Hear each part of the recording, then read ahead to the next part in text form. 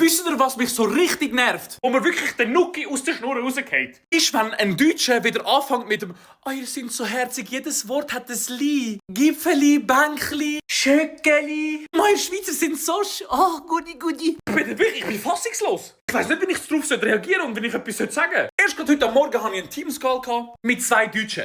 Ja, und ich habe vielleicht vergessen, dass sie 2 Deutsche sind und habe angefangen Schweizerdeutsch zu reden. Natürlich, um was geht es in den ersten 15 Minuten? Nicht um den Termin allgemein. Nein, es geht ums Schweizerdeutsch. Irgendwie so die erste oder zweite Frage war, sagen dir nicht so viele Wörter immer «li». Ich finde das voll herzig. Ich gebe dir jetzt gerade herzig. Was für «li» ist herzig? Dann der andere auch so «Ja stimmt, ihr sagt doch fast überall «li». Ich bin mal am Überlegen, so viele «lis» haben wir gar nicht in unserem Wortschatz. Das Einzige, was mir in den Sinn kommt, was ich sagen kann, ist, dass Berlin ohne «li» Bern wäre da. Entweder sind wir in der Schweiz bekannt für unsere Schoki, für unsere Rolex oder für unser Geld oder halt für unser «li». Natürlich alles nur Liebe da draussen, aber wir sind nicht herzig, okay?